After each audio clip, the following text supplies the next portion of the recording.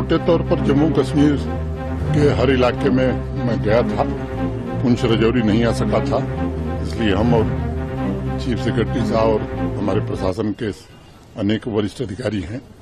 मौके पर आकर के हमने अपनी आंखों से देखा है और उस दर्द को हमने महसूस किया है। जैसा मैंने पहले भी कहा कि मौत का कोई मुआवजा नहीं होता है, लेकिन अधिकतम आर्थिक सहायता जिन्होंने अपने परिजन खोए हैं उनको जितनी दी जा सकती थी वो सबको दे दी गई है। जो घायल थे उनको भी अनुमन्य सहायता राशि प्रदान कर दी गई है। ईश्वर की कृपा से घायलों में सभी लोग ठीक हैं। मैं ईश्वर से प्रार्थना करता हूं कि वो जल्दी से स्वस्थ हो जाएं। एक बड़ा फैसला हम लोगों ने किया है कि जो भी पाकिस्तान की बमबारी में शहीद हुए हैं जम्मू कश्मीर के नागरिक, उनके नेक्स्ट ऑफ किन, उनके एक परिजन को सरकारी नौकरी अविलंब हम देंगे।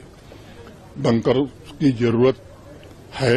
अभी डिस्ट्रिक्ट एडमिनिस्ट्रेशन ने एक प्रेजेंटेशन किया है, उसको भी एसआरई सिक्योरिटी रिलेटेड एक्सपेंडिचर के तहत अब जरूरतें ज्यादा महसूस हो रही हैं तो उस काम को भी प्राथमिकता पर लिया जाएगा। अनेक लोगों के घर तबाह हुए हैं, व्यवसायिक प्रतिष्ठान तबाह हुए हैं।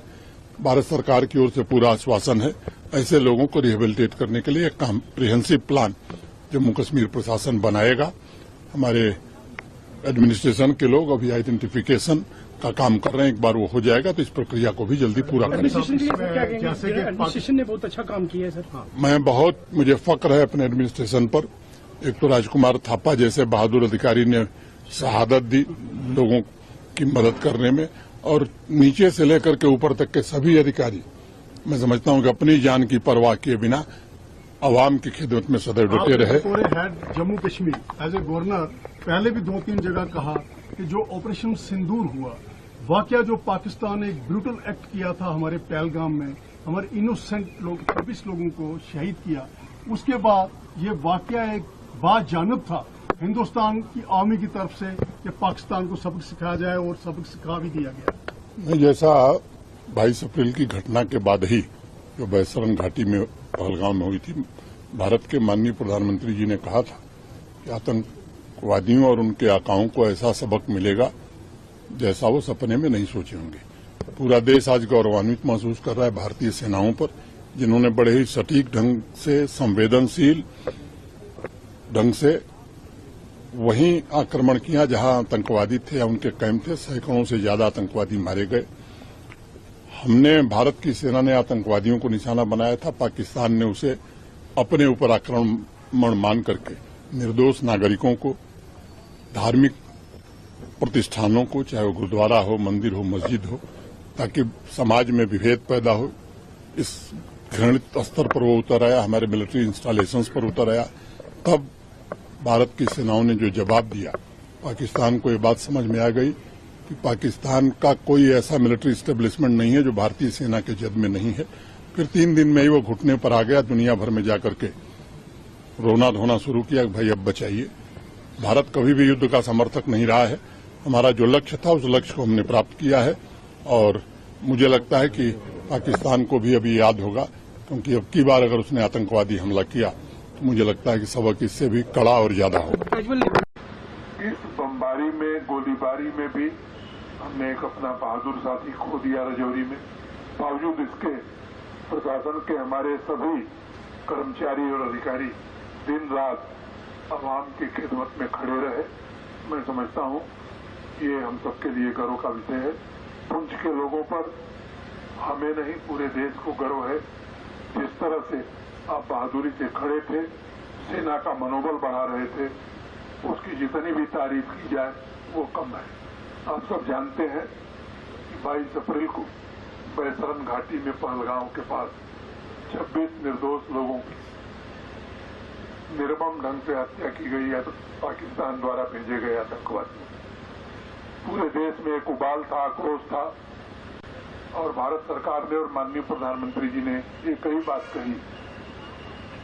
ये जो हमारे निर्दोष लोग मारे गए जिन आतंकवादियों ने और उनके जिन आकाओं ने ये घृणित काम किया है, उन्हें ऐसा सबक सिखाया जाएगा कि कभी उन्होंने कल्पना नहीं की होगी।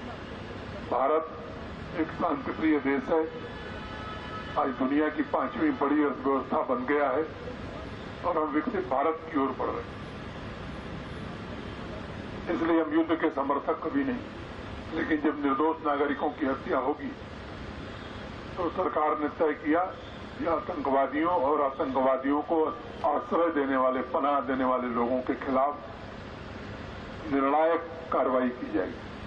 और हमारी सेना के प्रति भी पूरे सम्मान के साथ मैं कहना चाहता हूं कि जिस सटीकता से, जिस संयम से और जिस संवेदनशीलता के साथ सेना ने 6 और 7 मई की रात को कार्रवाई की, पाकिस्तान के भीतर घुस करके 9 आतंकवादी शिविरों को पूरी तरह से तबाह कर दिया। पाकिस्तान को बता भी दिया गया कि हम निर्दोष नागरिकों को निशाना नहीं बनाना चाहते, सेना के ठिकानों को हम निशाना नहीं बनाएंगे, हम अपना लक्ष्य प्राप्त कर लिए हैं आतंकवादी शिविरों को समाप्त करके। लेकिन जब कार्रवाई आतंकवादियों पर हो रही, आतंकवादी कैंपों पर हो रही, तो पाकिस्तान ने उसे अपने ऊपर हमला माना और 6-7 मई की रात को 1:30 बजे उसने अंधाधुंध गोलियां बरसाना और बमबारी करना। इसमें सबसे ज्यादा प्रभावित पुंछ था। जिस प्रकार से प्रतिकार भारतीय सेना ने किया, वहां तबाही का मंजर बहुत ही खराब है, बहुत ज्यादा हुआ है। 3 दिनों में ही पाकिस्तान घुटने पर आ गया, पूरी दुनिया में जाकर के रोने लगा कि साहब किसी तरह युद्ध बंद कराइए, क्योंकि जब उसे पता लग गया कि पाकिस्तान में ऐसा कुछ भी नहीं है जो भारतीय सेना के जद के बाहर है, तो वो घुटने पर आ गया। हम तो जो लक्ष्य तय किए थे वो लक्ष्य हमने प्राप्त कर लिया। हम शांति में जीना चाहते हैं, हमारे नागरिक तरक्की करें, सुखमय जीवन जिए, ये हमारी कामना है। तो मैं समझता हूं कि अपने उद्देश्य को प्राप्त करने के बाद आतंकवाद पूरी तरह से जम्मू कश्मीर से समाप्त हो। इसमें हमारे सुरक्षा बल, पुलिस, सीएपीएफ, आर्मी ये तो काम कर ही रहे। मैं आपसे भी निवेदन करना चाहता हूं कि जम्मू कश्मीर की आवाम भी आतंकवाद विरोधी अभियान में सुरक्षा बलों के साथ खड़ा हो। ईश्वर जरूर हमें सफलता देगा। इतनी ही बात कह करके एक बात आई है पुंछ के अस्पताल की, उसको भी ऐसा अस्पताल जरूर बनाया जाएगा किसी आपातकालीन स्थिति में किसी को कहीं बाहर न जाना पड़े, और जिन लोगों को क्षति हुई है उनका मुकम्मल रिहेबिलिटेशन हो, ये काम जल्द शुरू किया जाएगा। बहुत बहुत धन्यवाद। जो लोग यहाँ हैं, घायल हैं, ईश्वर से मैं प्रार्थना करता हूँ कि जल्द से जल्द उन्हें उत्तम स्वास्थ्य दे। बहुत बहुत धन्यवाद। ला लेता ना